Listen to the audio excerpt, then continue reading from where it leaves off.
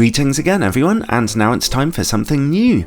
Here is the 7Artisans 50mm f1.4 tilt shift lens, a totally manual lens for Sony E, Fuji X and Micro Four Thirds mirrorless cameras.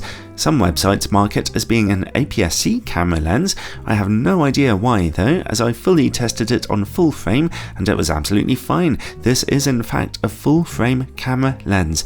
Professional tilt shift lenses normally cost an absolute fortune, but this one comes in at only $226 US, which is potentially an absolute bargain if it's any good. I'd like to thank 7Artisans for sending me one for testing, although as usual this is a totally independent review. Many of you will already know what a tilt shift lens is by now, but here's a quick recap just in case. The shift function on this lens enables you to slightly correct your perspective for architecture photography or any other kind of photography where keeping straight lines straight is important. You can also rotate this lens so that it shifts from left to right or any angle in between. And another neat trick is that the shift function can be used to make easily stitchable panorama images. Just shift the lens all the way to the left, take a shot, and then to the right, take another shot, and make sure to keep the exposure the same by shooting in manual mode, stitch them together in editing for a high resolution panorama. Neat! So the shift function can be useful for architecture or landscape photography, however it's much more effective at wider angles than this and doesn't really make a big difference at 50mm. The lens's tilt function is a lot more interesting though. It allows you to literally tilt the front element of the lens. This has the effect of adjusting your plane of focus. For example, here I'm tilting the lens from left to right, adjusting the focal plane, leading to some areas being more or less out of focus. Again, this can be useful when shooting at an angle against your subject, making it potentially fantastic for more artistic photography, as well as useful for product photography, for example, getting all my pre-recorded mini discs in focus here.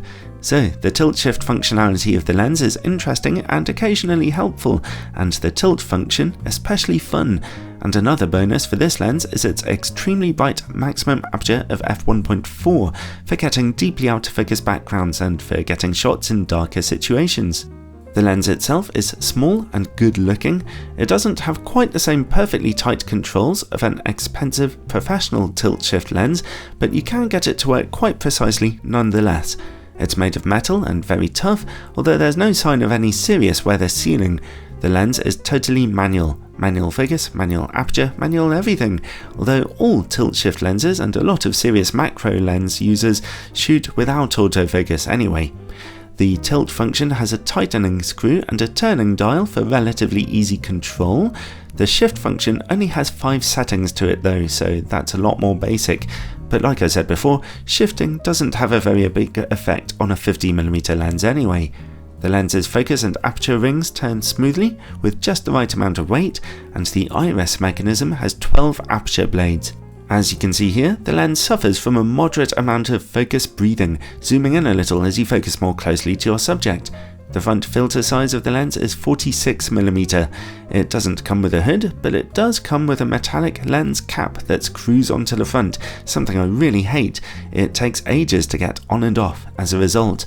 Overall, the build quality of this lens is absolutely fine for the money you're paying, although of course it won't have exactly the same precision controls as a professional tilt-shift optic. Anyway, image quality. I'll start by testing it on a full frame camera, my 42MP Sony a7R III. No in-camera corrections are available with this lens. These images are taken with the lens in normal position and not shifted. At f1.4 we see great sharpness in the middle of the picture, but contrast is low and purple fringing is huge unfortunately. Corner image quality is as you'd expect for an f1.4 optic at this price point, soft and dark, although impressively we don't see much chromatic aberration here. Stop down to f2 for a little more brightness in the corners, but back in the middle we see a big improvement, although a little purple fringing is still visible.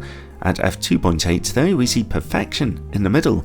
The image corners see a big improvement in contrast here, although resolution is still pretty soft. At f4 things look much sharper though. Stop down to f5.6 and that's as sharp as the lens gets. A very impressive image here actually for such a low budget optic. The lens stays this sharp down to f16, where the effects of diffraction cause a little softening. Okay, let's shift the lens to its maximum setting now and see how that affects image quality. I can tell you now though that there's virtually no difference in image quality at all. f1.4 looks the same, sharp in the middle with purple fringing and softer in all four corners. Stop down to f2.8 though and the lens looks way sharper in all four corners and, as you can see, back in the middle. Honestly, the lens performs just as well when shifted, virtually, as when used normally, which is fantastic to see. So, overall, for the price you're paying, it's a decent enough performance. The lens responds very well to being topped down, although I really do wish the contrast and clarity were a bit better at f1.4. Well, as I mentioned before, the lens is advertised as being for APS-C cameras, even though it's clearly a full-frame optic. Let's test it on a 24 megapixel APS-C camera then. At f1.4, sharpness is still surprisingly okay in the middle, but unsurprisingly, the issue with purple fringing is emphasized. Over in the corners, low contrast is mostly washing out the whole image here. Stop down to f2 for a little more contrast in those corners, and back in the middle, way more contrast, although a little purple fringing remains. However, stop down to f2.8 and image quality becomes perfect in the middle. Corner image quality has also suddenly become quite good now. At f4 and f5.6, the image becomes fantastically sharp from corner to corner. Again, the lens stays this sharp down to about f11 or f16, where diffraction robs us of some sharpness. So, on APS-C, the lens really struggles at wide apertures, but becomes excellent when stopped down to just f2.8 or a little darker. Alright, let's go back to full frame and see about vignetting and distortion. With the lens set to its normal position, we see moderate barrel distortion and quite dark corners at f1.4. At f2, the corners brighten a little, but at f2.8, they brighten a lot. Alright, let's shift the lens all the way down and see about image quality now. The shifted distortion pattern looks very similar to before. In the furthest corners at the bottom, we can see that vignetting is a fair bit worse, as you'd expect. We are right at the edge of the lens's image circle there. Stopping down to f2 helps, but it's at f2.8 or f4 that those corners now become nice and bright. I honestly don't know why anyone would call this a lens just for APS-C cameras. Its image circle is clearly more than good enough for full frame. Anyway, let's see about close-up image quality now. The minimum focus distance is 50 centimeters, and at f1.4, the image is looking really quite soft. Things aren't much better at f2, although at f2.8, we see a lot more sharpness now. Let's see how the lens performs against bright light. And yes, we can see a number of serious problems here at f1.4, plenty of flaring patterns and broad glaring. Stop down to f2.8 and contrast is greatly increased, but flaring is still there to be seen. While we're working in the dark, let's take a look for coma and sun stars. At f1.4, as you can see, coma smearing on bright points of light is simply massive. Stopping down to f2 only sees a small improvement. Things are much better at f2.8 though, and at f4, that coma is essentially replaced with sun stars. Let's reposition the camera and look a bit more for sun stars. Here they are again at f4.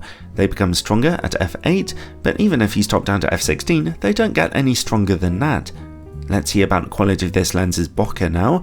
It's pretty standard for an inexpensive 50mm lens here, a little busy in places with some outlining on specular highlights, and of course a cat's eye shape to bokeh balls in the image corners.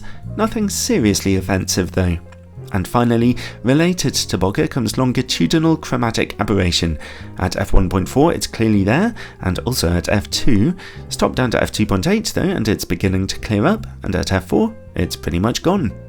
Alright then, overall, the 7Artisans 50mm f1.4 tilt shift lens optically shares a lot of the normal problems an inexpensive f1.4 lens might have, but the good news is that the lens is at least great from about f2.8. The tilt shift functionality works perfectly fine and adds a bit to the package too. The lens's standout feature though is probably its price. At only $226 it's a complete bargain and a lot of fun to use, so I can quite happily recommend it for the very low price you're paying here.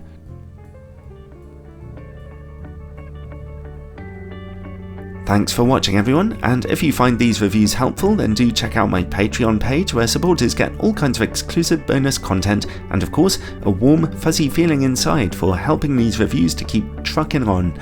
God bless everyone.